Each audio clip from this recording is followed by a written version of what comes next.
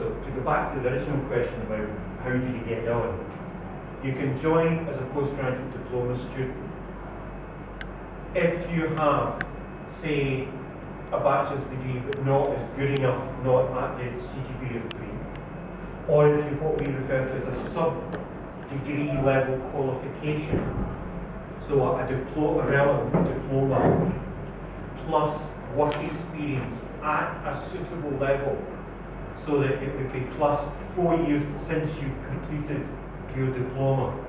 Okay, and that work experience shouldn't be at a low grade, shall we say. It must be, say, working at situations on site perhaps, where you're making professional level decisions, whether it's in the planning area or whether it's deciding on changes to a design that's going to go in to make the building work, whatever.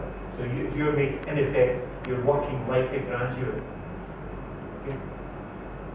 The reason we're able to do that is that we feel that gathering work experience builds up your abilities and your knowledge base, which you can use on your master's studies or your postgraduate studies. So that's the basic. As far as what is an appropriate subject, we're not prescriptive in that we will have people who are coming in from an engineering background, from an architect, quant surveying, building surveying, and even non-construction related at all. They could come onto this course. If they have a good first degree, then work experience is not essential. It will be helpful if they're coming from what we call a non-cognate background. In other words, not a directly relevant degree.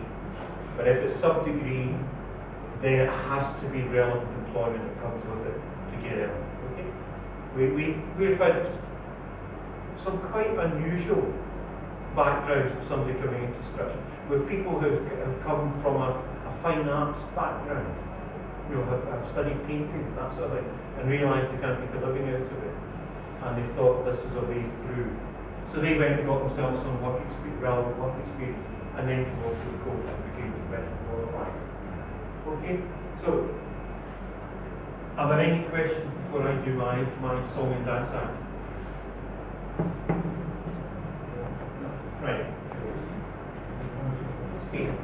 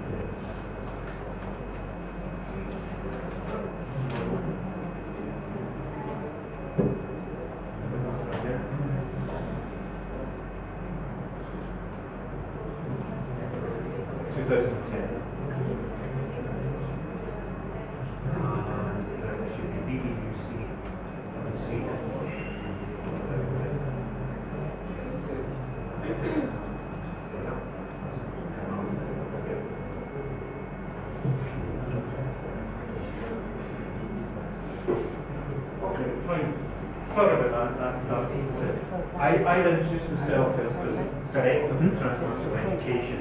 I actually have a second title when I work, if you like, for the University of Open School.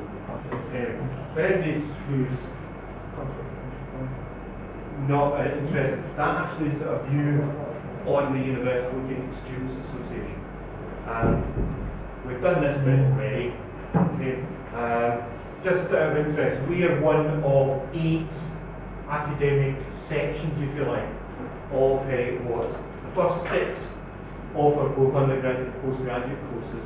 The other two are entirely postgraduate. So at the moment, BUC work with ourselves, School of Management and Languages, and Business School. And gradually that will expand into other areas, such as, for example, perhaps maths or even life sciences. Right. Talked about ranking. Interesting to say is that we were described as a world centre of excellence for built environment education. That was by the Guardian newspaper. I like that quote. Yes, we are Scotland's most international university. We've got over 14,000 students studying outside of Edinburgh, or outside of the UK, compared to 7,000 or so in the UK. Okay? That's giving you an example of that. And that's where we're located. So, Heriot-Watt has taken over the world except the United States and Mexico, just about everywhere else. Okay. Right, so the network of approved learning partners. My school has, I was counting up earlier, we actually have a smallish number. We've got 8 partners, but they're all successful. That's important for you. Approved tutors, approved teachers and tutors.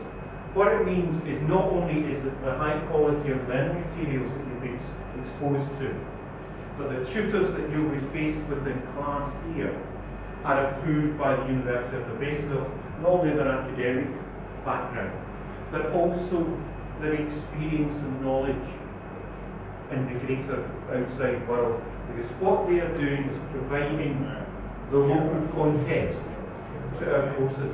That's actually important. It's impossible for us, as a university based in Edinburgh, in the UK, to produce courses that are going to be delivered all around the world and satisfy everyone. You know, it's going to meet exactly the individual needs. So that's where the tutors come in, providing the local context. Skip that, I think. Well, that's a view of our campus in Dubai. Go. Just think of that. The photograph you can't see of graduates in Dubai. Right. The school was created in 2002, bringing together 3 of the leading research and teaching departments in civil engineering, building engineering and surveying, which is where the construction and project management course comes from, and planning and housing people as well. And we've been in the business for coming on for 120 years when the Department of Civil Engineering was founded in 1888. Which, if any of you have got Scottish connections, might find that date familiar, and if you've got a knowledge of football, because that was when the Celtic Football Club in Glasgow was founded. Anyway, we've talked about that, that's fine. That's what Peter was referring to in the 2008 research assessment exercise, which is the most current one. It's not out of date, it's the current one. More than 50% of staff were classed as producing research which was either internationally excellent or world leading. So, for example, within the school we have world experts in things like water resource management, flood management, materials, construction economics. You know, we are at the forefront of many aspects of the built environment construction. Just very quickly, these are the range of programs that we offer. These are undergraduates,